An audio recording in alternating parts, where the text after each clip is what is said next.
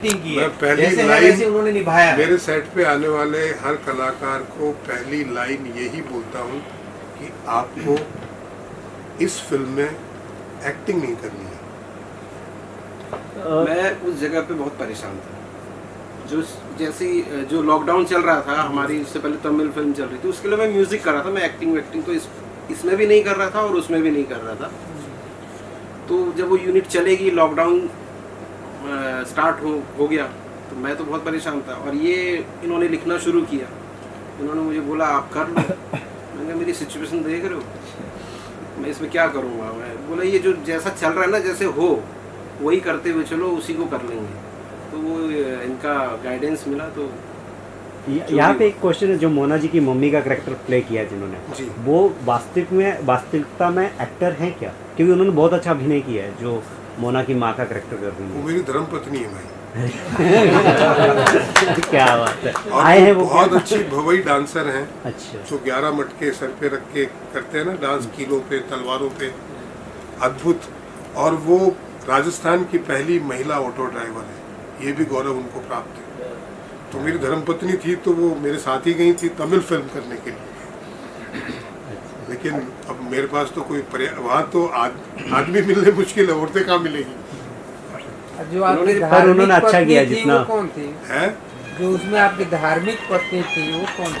मैंने जिन डायरेक्टरों को असिस्ट किया, मैंने आपको बताया, उनमें ऋषिकेश मुखर्जी हैं, मुकुल दत्त हैं, किशन सेठी हैं, मंगल ढिल्लों हैं और ललित जी हैं। मैंने इनसे सीखा ही ये कि भाई हम कोई साबुन तो बेचते नहीं है कि आप 100 रुपये की टिकट लोगे, आप वापस आओगे तो आपको साबुन मिलेगी। तो आप वापस क्या दे रहे हो? मेरा जीवन में एक नियम है, अभी विशेष करके जब से गुरु महाराज मिले हैं, कि मैं फ्री में पानी भी नहीं पीता किसी का। तो जब मैं अपने दर्शकों को के 100 रुपये 1000 रुपये आज थिएटर में जाने के लिए खर्च करवा रहा हूँ, तो उनको वापस क्या दे रहा हूँ? तो फिल्म इसी सोच के साथ बनानी चाहिए।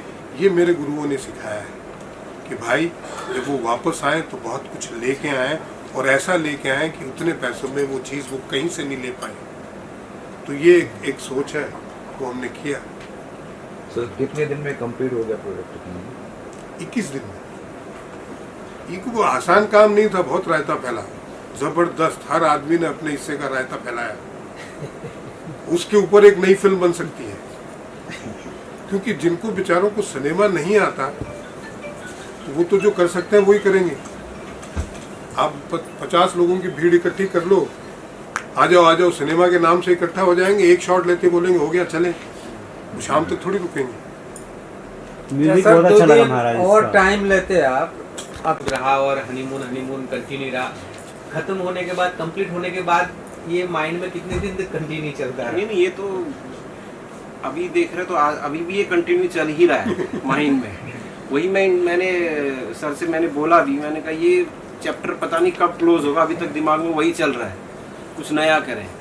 ये अभी आप देख रहे हैं, आपके लिए एकदम नया, मेरे लिए बनाने वाले के लिए तो एक बहुत लंबी प्रोसेस है। मैं तो एज ए म्यूज़िक डायरेक्टर ही इनके साथ जुड़ा था, ये म्यूज़िक ही करना था। अभी कह रहे कि मैंने बोला ऐसा ये फिल्म को बनाते हैं, वो मैंने बोला, लेकिन मैंने ये नहीं बोला था कि मैं उसमें एक्टिंग करूँगा। तो आपने क्या क्या प्रयास किया इसमें, क्या क्या वर्कशॉप, किस तरह से वर्कशॉप किया अपने आप को? ये लिख रहे थे जब जिस टाइम पे फिल्म, तो इन्होंने मुझे बोला कि एक मोना का एक कैरेक्टर है, उसके लिए किसी से बात करो,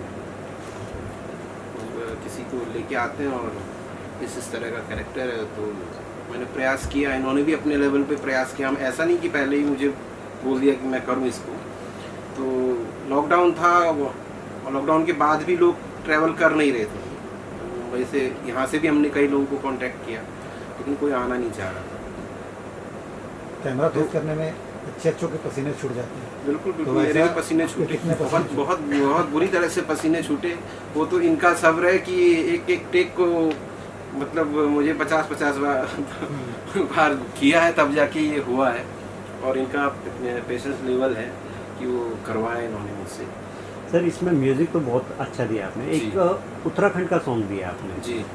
तो वो जो गाने के बोल हैं, शब्द हैं, जी, वो जी। किस तरह से मतलब आया? वो उत्तराखंड की लैंग्वेज में ही जी। है। और एक तरह से वो जो लिरिक्स जो आप सुन रहे हैं वो ट्रेडिशनल लिरिक्स है। वो एक तरह से जैसे आपने अभी जैसे इन्होंने बताया कि माता आती हैं, देवता आते हैं, जी जी। तो उनको जगाने के लिए, उनको सामने बुलाने के लिए, उस तरह के उसमें वो लिरिक्स हैं। और जो जिन्होंने गाया वो भी वहाँ के बहुत सुप्रसिद्ध सिंगर हैं, नैननाथ रावल जी, उत्तराखंड की। आपने जो गाना लिखा है जब आप रोमांटिक हो रहे हैं, ये इस प्रश्न का मैं इंतजार कर रहा था। सत्य ये है कि हमने जीवन में काम एक ही सीखा है, सिनेमा बनाना। और सिनेमा भी जैसा आपने देखा है वैसा ही बनाना सीखा है।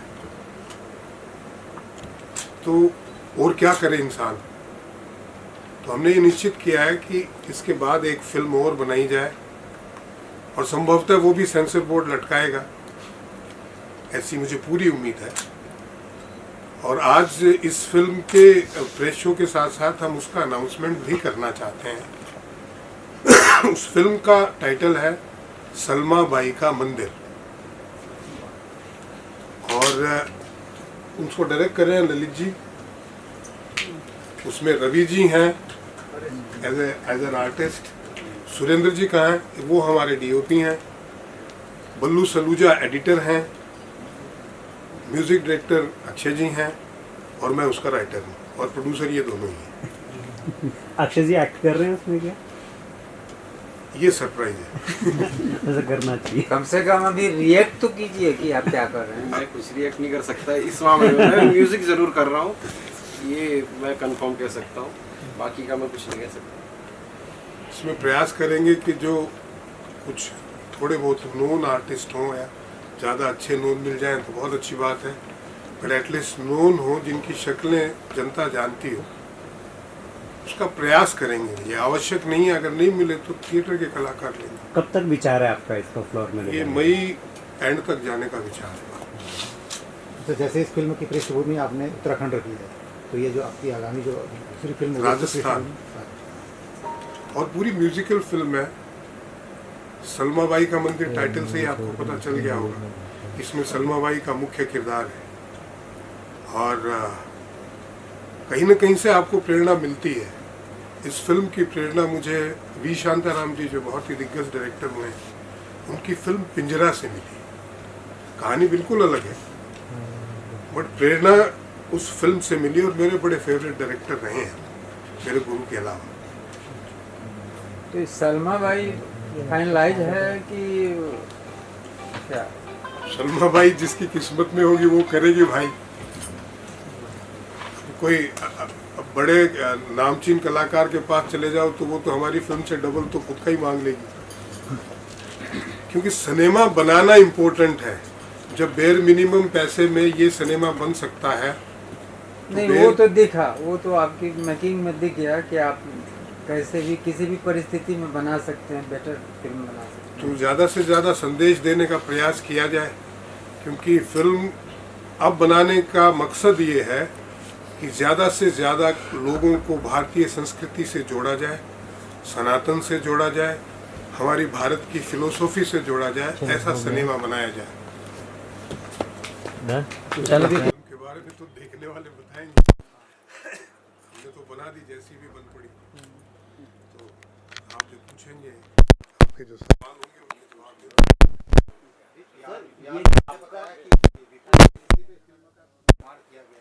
तो ऐसी कौन सी परिस्थिति रही और ये कलाकार किस तरह से किया आपने, और शूटिंग कहाँ पर की और क्या विपरीत परिस्थिति रही उसके बारे में? देखिए, हम लोग उत्तराखंड में एक तमिल फिल्म करने गए थे, अक्षय जी और मैं। तो लॉकडाउन लग गया, और वो जो साउथ से यूनिट आई थी वो चली गई, और जो सेकंड यूनिट थी, जैसे असिस्टेंट्स वगैरह थे, वो हमारे पास नोट से थे, वो रह गए। और लॉकडाउन लग गया, न कोई जा सकता था न कोई आ सकता था।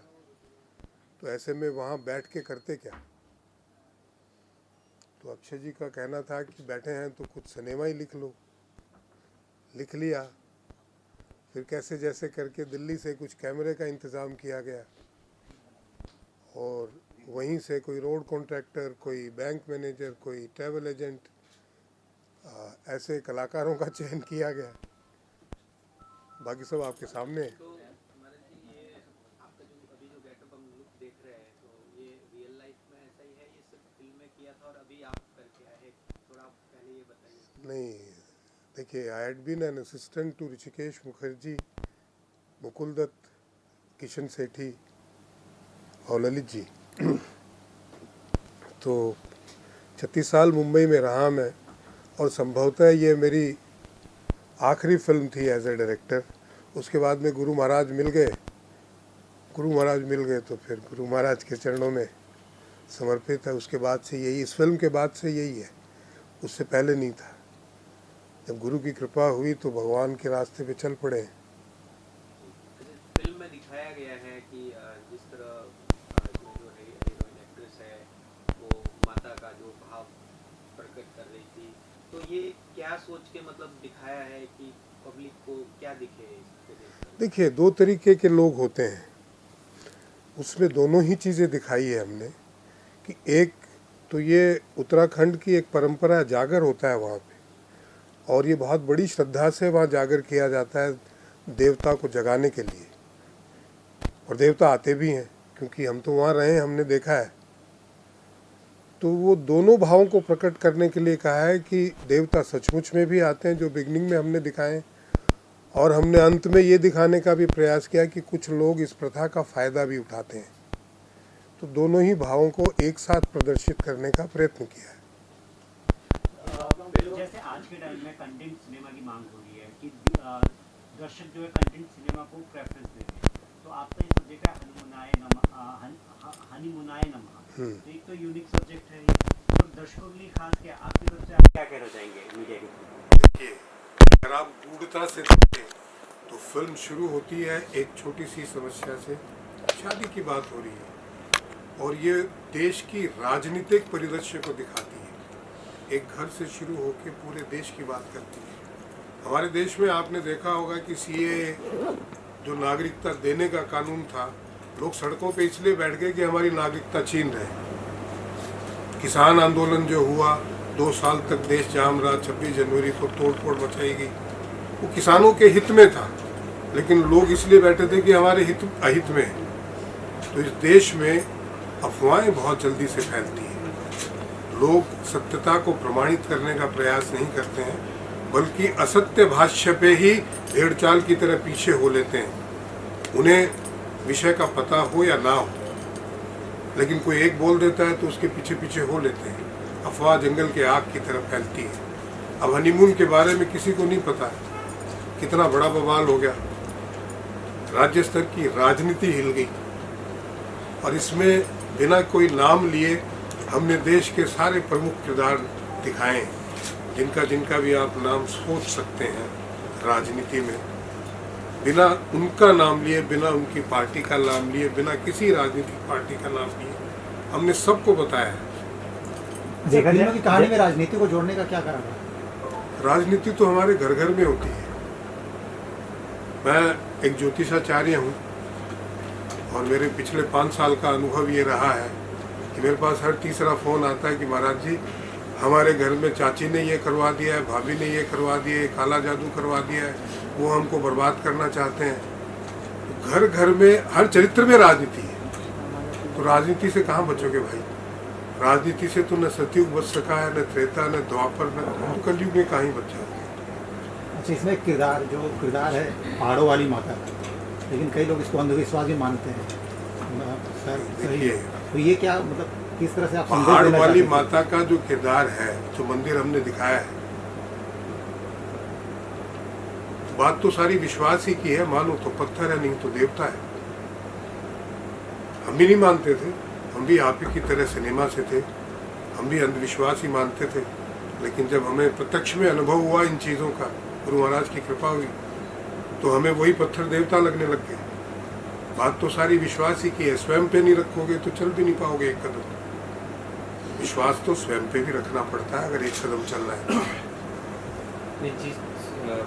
पब्लिक या लोगों को कहें तो इस चीज़ को पाखंड समझती है, उनके लिए आप क्या कहना चाहेंगे? देखिए, लोग तो मौत से भी डरते हैं, किसी ने देखी है क्या? पाखंड समझना तब चाहिए जब आप उसको अनुभवित कर चुके हो। मुझसे बहुत लोग बोलते हैं आपने ईश्वर को देखा है क्या? मैं देखा है, मैं रोज देखता हूँ और दिन में हजारों बार देखता हूँ। आप नहीं देख पाते क्योंकि आप ईश्वर के रास्ते पे चले ही नहीं, तो कैसे देख पाओगे? अब मुंबई की ट्रेन में बैठोगे तो मुंबई पहुंचोगे। अब मद्रास की ट्रेन में बैठे हो और आप अपेक्षा करते हो कि आप मुंबई पहुंचोगे, तो ये तो मुश्किल है भाई।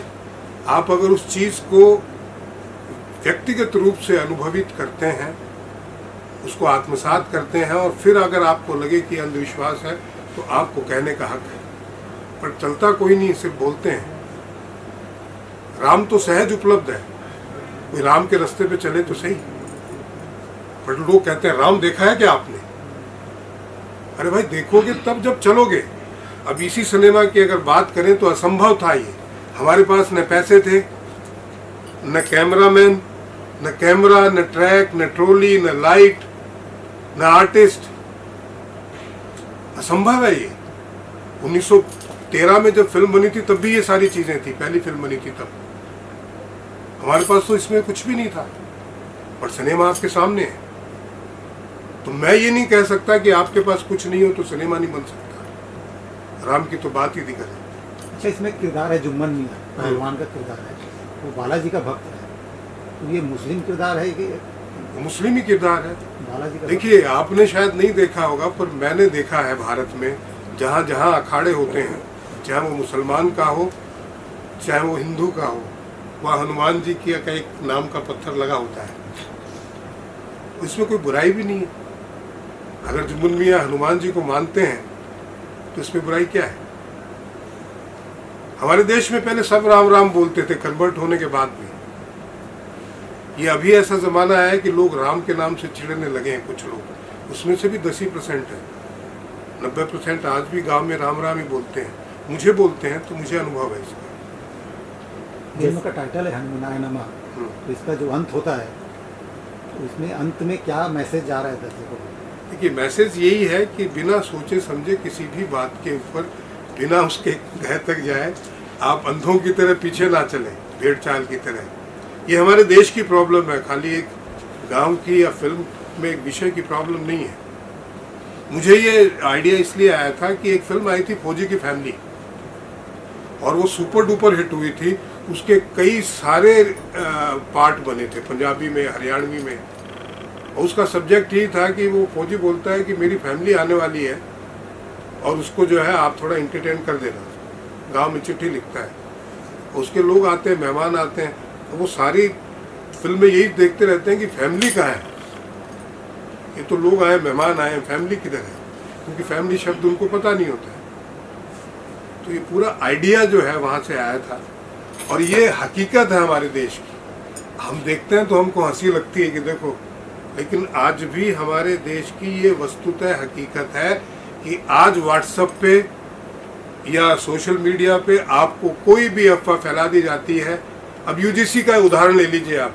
यूजीसी सुप्रीम कोर्ट ने रोक लगा रखी है, लागू ही नहीं हुआ और न लागू होना है, बट लोग सड़कों पे उतरे हुए हैं, यूजीसी वापस लो। अरे जो लागू ही नहीं हुआ उसे कैसे वापस लेगी सरकार? तो ये देश की वास्तविकता है, और अगर आप गूढ़ता से देखें, गहराई में जाके फिल्म के मर्म को समझना चाहें, तो ये वास्तविकता प्रदर्शित होती है।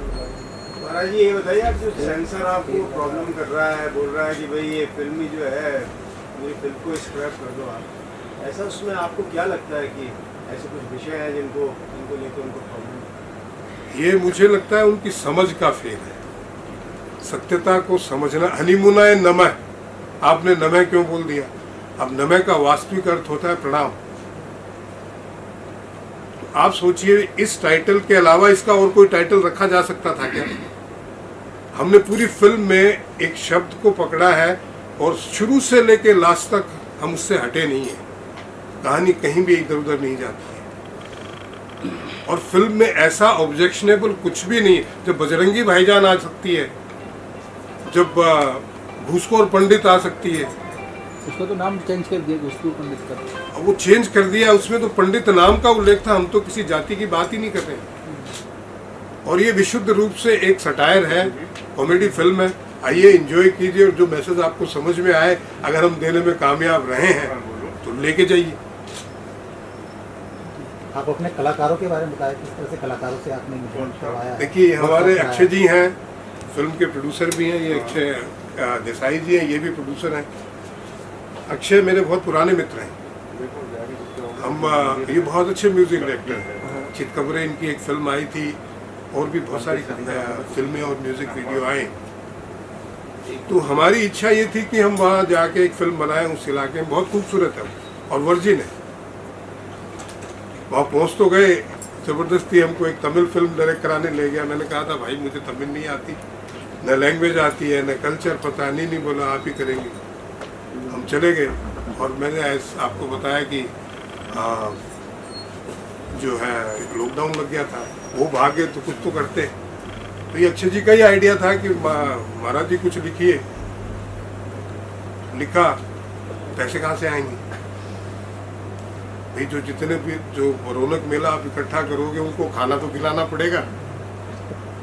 और फिर देखिए, कलाकार हम सारे ही हैं। आप मेरे साथ एक अलग चरित्र निभा रहे हैं, माता के साथ अलग निभाते हैं, पिता के साथ अलग निभाते हैं, धोबी के साथ अलग निभाते हैं। जीवन में जितने भी आपके संपर्क में लोग हैं, आपका चरित्र उनके साथ अलग है।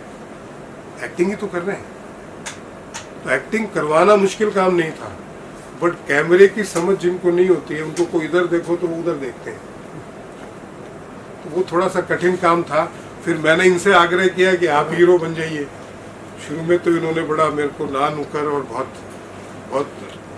क्रोध भी आया इनको। बहुत अच्छी एक्टिंग की है।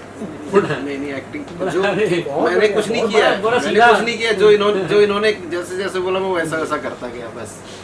लेकिन आपने सिर्फ एक ही प्रोड्यूसर को क्यों एक्टर बनाया? दूसरे भी तो वैसे ही है। ये उस वक्त बात है नहीं। आप भी होते तो आपसे भी कुछ न कुछ करवाते। ये मैं फील करता हूँ। बिल्कुल।